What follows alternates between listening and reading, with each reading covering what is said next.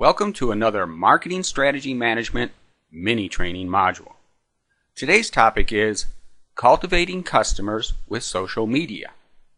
Question: what do farming and social media marketing have in common? The answer is quite a bit, really. But of all the things that can be mentioned, probably none stands out more than the requirement for being able to cultivate an outcome over time. Much like farming, social media marketing is based on a gradual process, one that unfolds in a series of steps or stages.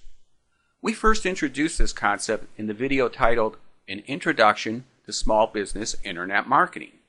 I've added that URL to the page below. For now, though, here's a quick recap of the various stages. There's attention, interest, engagement, endearment, sharing, and finally, advocacy. As you can see from this list, the objective is to not only grow the number of people within your social circle, but also increase their level of involvement. In short, it's about building a relationship with them. To that end, social media marketing is guided by a philosophy that tends to turn conventional marketing wisdom upside down. Unlike traditional marketing, social media marketing is less about selling. In fact, some people would say it doesn't involve any selling at all, and more about developing a sense of community. So instead of asking, how can I get people to buy my product, it asks, how can I create community? The answer to this question has two parts to it, and both are relevant. First, let's review some of the characteristics that help to forge a bond between people. They include attributes like a sense of belonging, trust, common experiences, mutual regard, and shared interests. These kinds of attributes are at the foundation of every good relationship, and we want to make sure they're at the heart of what we're doing. The second thing we can do to create community is to nurture these attributes by using socially oriented themes that will hit home with the people we are targeting. There are plenty of opportunities for doing this, but the better ones will tend to focus on the social, economic, environmental, or physical well-being of the target audience. For instance, it could be things that make them healthier, or alternatively, alleviate pain. Or maybe things that can make them more successful, whether in their professional lives or in anything else they do.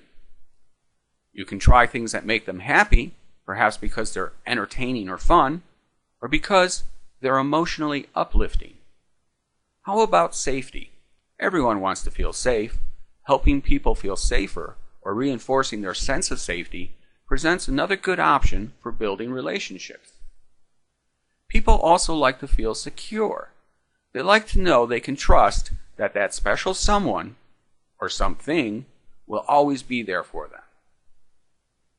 These are just a few examples, and they hardly test the limits of what's potentially possible. Really, anything that rallies people together and forges a bond between them will work just fine. At this point, the objective is to establish 3 distinct forms of interaction with your social media initiative. Each is equally important to making it effective. First, you want the participants to be interacting with the content. That's why it's best to use themes that invite interest and engagement. Second, you want the participants to be interacting with each other. This happens when their relationships are based on the attributes we'd mentioned earlier, like shared interests, common experiences, and a sense of belonging. Third, you want them to be interacting with you, and you, of course, to be interacting with them.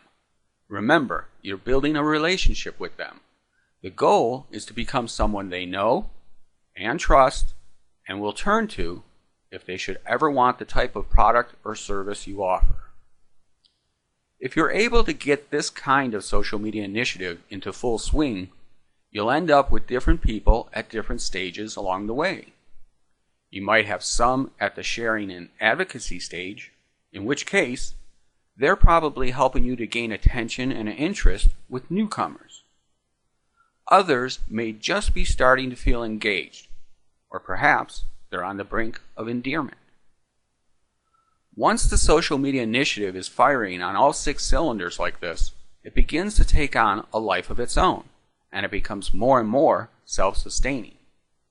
At this point, the word-of-mouth promotion will be worth more than any advertising you could ever buy, no matter how much you spend. This also is where the concept of inbound marketing comes into play, as was discussed in the Introduction to Internet Marketing video. A second but no less important purpose of the social media initiative is to essentially round up customers and prospects so when they are ready to buy, they'll come to your business website or store instead of another. This, by the way, is when it finally becomes appropriate to use traditional marketing and ask for a call to action. So that pretty much sums up the concept of using social media to cultivate customers. It also brings this module to an end.